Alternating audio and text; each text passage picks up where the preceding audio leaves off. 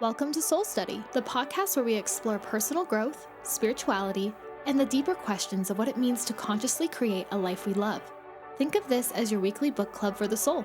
Each episode will study powerful ideas from transformative books, reflect how they apply to real life, and gently challenge ourselves to grow together.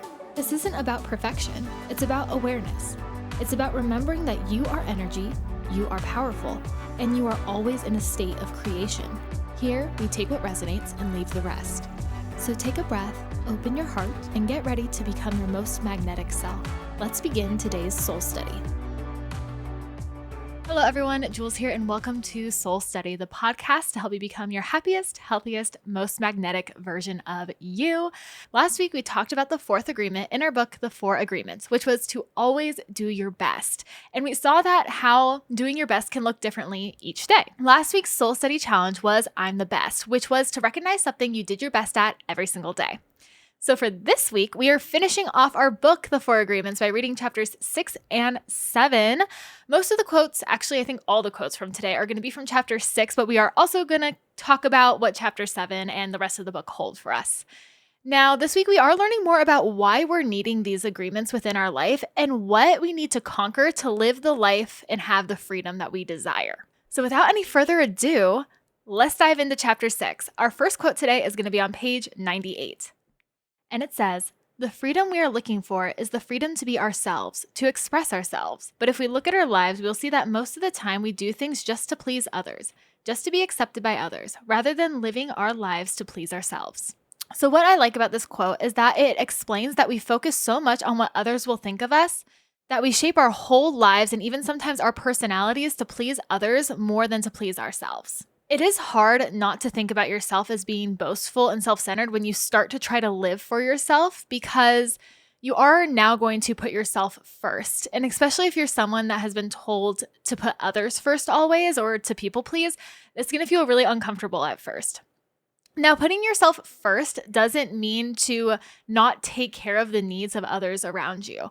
What it means is to respect your body, mind, and soul and take care of your needs, to put on your oxygen mask before you put on the mask of the person next to you. That's kind of what it's like. You can't help others before you help yourself. If you are not stable, if you are not in a position to be able to handle pressures from other people, then you can't help other people in their pressures. So you have to make sure that you know yourself first. You find yourself first. You express yourself and your needs and your desires first before you help others do the same. And this is not to diminish others either. What they're saying is by helping yourself, you're still not diminishing what other people need, but you're allowing yourself to be in a place that is supportive and encouraging and has the freedom to be able to help others there. What it says is that we need to first find our own freedom before we can help others find theirs. Another thing is that we can't expect others to accept us if we can't accept ourselves first. If we are trying to put on a show and perform for all these other people and we don't even know who we truly are because we're different for each person that we're with, how are we going to expect people to get to know us and who we really are, or actually like us and be our friend for who we really are if we are not even sure of who we really are ourselves? So getting to know ourselves first is going to allow the correct people and the correct opportunities, the correct freedoms to enter your life, because you know who you are and what you stand for and what freedom looks like to you. Where I've seen this in my life, like I've mentioned before, I was a people pleaser. I'm a recovering people pleaser. And I used to find myself anxious all the time about like what people would think of me. Oh, I need to act this way towards this person because I know they wouldn't like me if I did this or say this. And I know that this person wouldn't like me if I did that. I used to live my life like that all the time. And it came with a lot of anxiety. I have struggled with anxiety a lot, specifically because of that, because I didn't want other people to be mad at me or not like me because I was doing something to express myself that I knew someone else may not like. Now, once I started to get to know myself and I started this journey of self-development, I've really been able to understand that I needed to learn more about myself to find my own freedoms. And that was the best thing that I could do to help others, was to know myself, be secure in myself, work on myself. Because when I worked on myself, I found that I wasn't getting into more drama because I didn't care about the drama. I wasn't anxious about what other people thought about me. And so people could recognize my confidence, and actually more people were drawn towards me because I found my magnetism, I found my confidence, and people love seeing that in a person. And I also realized that I am not responsible for what other people think about me. That is their own biases and judgments, not mine. That's not my responsibility. I'm not responsible for how people feel about me. That's on them. So as long as I'm not hurting myself or other people, we're good. Now, you can also do this in your life too by start to learn more about yourself. What makes you anxious? What makes you excited? What rejuvenates yourself? What drains you? Finding out those things is going to help you find out who you truly are.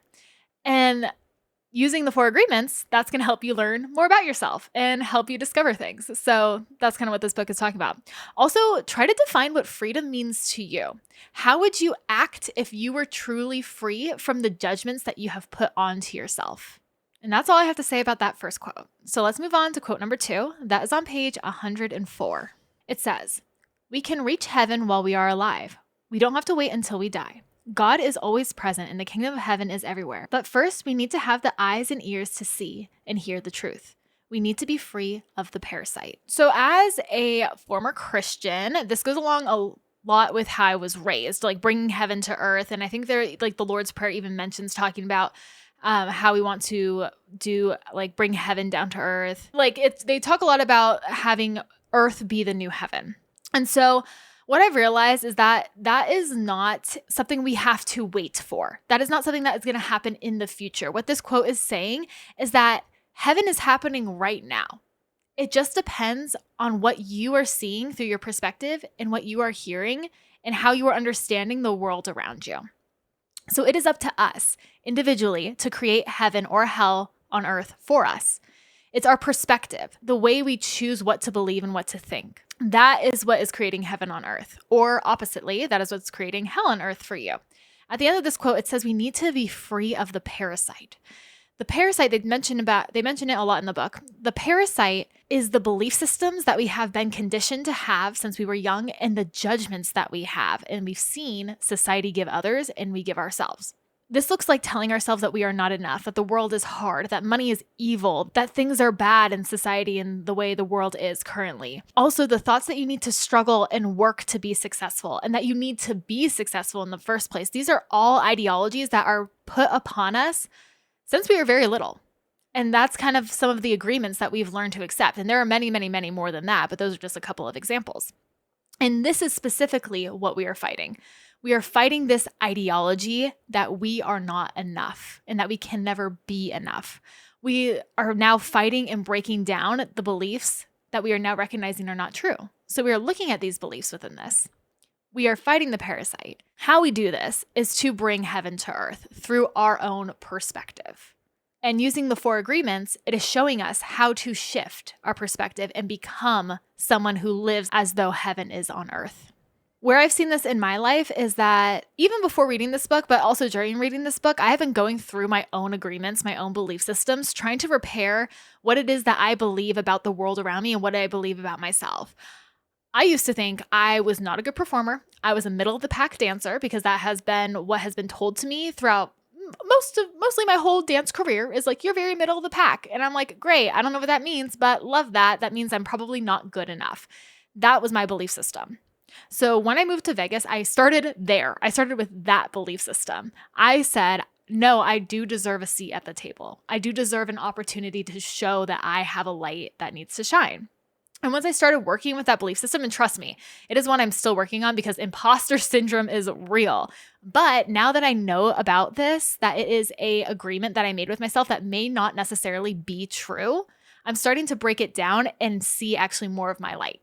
I've also been trying to every day find a moment where I'm seeing heaven on earth, finding a moment that I can take to sit down and look at something with fresh eyes and eyes of love. That has been a great way for me to lessen the parasite that's within all of us. So for you, what does heaven on earth mean to you? What does that look like for you? What is something that you can recognize in your day today that is a little piece of heaven that's on earth? That's what quote number 2 is telling us to do. So let's move on to quote number 3. That is on page 108. And it says, you start by breaking agreements that are very small and require less power. As those smaller agreements are broken, your personal power will increase until you reach a point where you can fully face the big demons in your mind. So this is telling us how we can actually start implementing what we've learned in this book into our life. We need to start with the small agreements, the ones that you know are holding you back, but are not debilitating you. So it could be something like you believe that you are shy, and you believe you're not confident because you're shy. So working on that, working on those tiny small agreements, breaking them down one by one can help you have tools and understanding and courage to then go face on the bigger demons. Something like maybe you don't love yourself and you have to learn how to love yourself. It's different for everyone. So your big demons and your small agreements that you need to break are going to be vastly different than the ones I need to. And a lot of these agreements look like something that we don't deserve. If we were given opportunity or money, and automatically we try to self-sabotage because we have the belief system that we don't deserve it. We haven't done anything to earn it. But that's definitely not true. So looking at every aspect of your life and seeing what agreements you could have that are holding you back.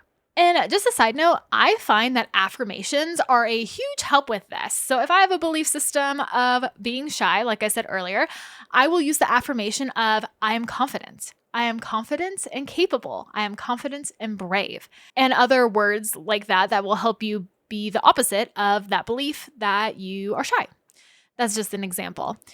I started working on my small agreements actually before I read this book. And I would say the first one that comes to mind was when I was in college. I wanted to get over my fear of being seen, especially since I was going to school to become a dancer and performer. So I realized I had to get over my fear of being seen. And I also had to get over my fear of being wrong and being embarrassed if I was wrong. So I decided on my first day of college that I was going to start, number one, saying yes to things. Number two, I was going to be the first one to raise my hand and answer a question or do, especially in dance, do any sort of improv or perform a combo. I was going to be the first one to do it. Even if I didn't do it correctly, even if I didn't do it perfectly, I was going to be the first one to do it. And honestly, forcing myself to do that broke down so many small agreements that I have made with myself that I didn't even realize that I had really until I read this book and fully registered what doing that did for my life. And it does take courage. It takes courage to pursue this path because the scariest thing you will face is yourself. The scariest thing you are going to face is working on yourself. So congrats to you if you're on this path. Just know you are brave and I'm proud of you and you are doing a good job. Even if it doesn't feel like it right away, you are doing a good job. You are doing it. So what this can look like for you is something like that. Maybe find something that scares you and look at what you want and see if the thing that scares you is scarier than not obtaining the thing that you desire. And if the thing you desire weighs more heavily than the thing that scares you, time to face that demon, time to face that fear. Look at what you don't have and see if there's an agreement blocking you. And if there is an agreement blocking you, that's where you got to start. So take some time to look at those things. It might not come to you quickly, or it might come to you naturally. You never know. Everyone's a little bit different. So that's how we can use these tools practically. And that's what we should start with when we start doing this work. Let's move on to our last quote. That is going to be on page 114. It's short, sweet, and to the point. It says, "Forgiveness is the only way to heal." Now, this is not the first time we've talked about forgiveness. We talked about forgiveness also within our last book as well. We talked about how forgiveness is a way to move forward and that forgiveness is not the acceptance of what happened, but the release of the pressure and the weight that it was on you. It's going to stop holding you back. And the book talks about how there is more than just specific people that we need to forgive. That we need to forgive our parents. We need to forgive society. We need to forgive humans around us. And we need to forgive God. Because sometimes when we look at these horrendous things that have happened in life or these actions that society or these thought processes that society has embedded into us from such a young age, we need to forgive all of that. And that can be really, really hard. We need to forgive all the things you feel that have caused you to dim your light. Now, to forgive is to surrender to peace and flow, feeling secure within yourself and having faith in the world around you. The universe, God, source, whatever you want to call it, has not given up on you, so don't give up on yourself. You can do this. You can forgive and move forward. Now, I am still working on forgiveness myself, of course, because, there's things that pop up every single day that we need to learn how to forgive and require forgiveness. And it also takes courage to forgive. It's not an easy task. So just like I said, it takes courage to do this work. Forgiveness is in there. It takes courage to do that too. I'm learning to forgive myself a lot, and I'm also learning to forgive the programming and the injustices that were done on me and happen in society every single day. And like I said, I'm not saying that when you forgive something that you're accepting that it's okay, but you're letting go of the weight and the control that it has on you. So yes, if you want to learn more about forgiveness, go back to that other episode on our last book. I'll link it down below and you can learn more about forgiveness that we talked about there. But having 2 books say with a lot of certainty that forgiveness is one of the only ways to heal, I'm now starting to think that it is one of the most important things that we can do on this planet. So for you, take this quote and see what you could start forgiving that's in your life. If you could start forgiving something that you feel like is holding you back, something that you've been holding on to, because it hurts. Holding on to something like that hurts. And when we're trying to heal, we need to heal and let go. So yeah, try it. So we don't have any more quotes, but let's kind of do a little bit of a recap on what the end of the book is all about as well. So the book talks about the 3 different types of ways to destroy the parasite that we've been talking about that's in our minds. And those 3 things are the art of transformation, the discipline of the warrior, and the initiation of the dead. And it talks about in the book what each of those 3 things are and how you can do them. So make sure to read that part of the book as well, because we are finishing it out. It's very interesting. And each of these sections has practical ideas and tools that you can use to help destroy the parasite in your mind. In chapter 7, the next chapter, in the last chapter, it shares more about what heaven on earth could look like for you, and it has you use your imagination to see the way things are through love. Now, there's also prayers at the end that can really help you solidify those emotions and those feelings that he's talking about seeing heaven on earth. I highly recommend that you read those prayers at the end, but not just read them and feel them. They are pretty cool. I actually really like them a lot. They're very powerful and something you can look back to when the chaos of the world seems to be weighing you down. I have read those prayers a couple of times. I really like the story and the analogy that's in the second prayer. That one resonates with me really well. So read those prayers. If one resonates with you more than the other, let me know down in the comments below. I'm really curious to see what you guys think about them. So that's it for the book, The 4 Agreements. We finished our second book here in Soul Study. I'm really excited. So let me tell you about the journal prompts. We'll get to our soul challenge, and then I'll tell you what's happening next week. Our 3 journal prompts this week are: number 1, in what areas of your life are you making choices to please others rather than yourself? What would you do differently if you weren't worried about anyone else's approval? Journal prompt number 2, what does heaven on earth look like to you personally? What is one thing already present in your life right now that is a piece of that? Journal prompt number 3, what is one small agreement you've made about yourself that you're ready to start breaking? What would life look like without it? All right, those are our 3 journal prompts, and let's get over to this week's Soul Study Challenge. All right, so let's give our wheel a spin here. Let's see what we got.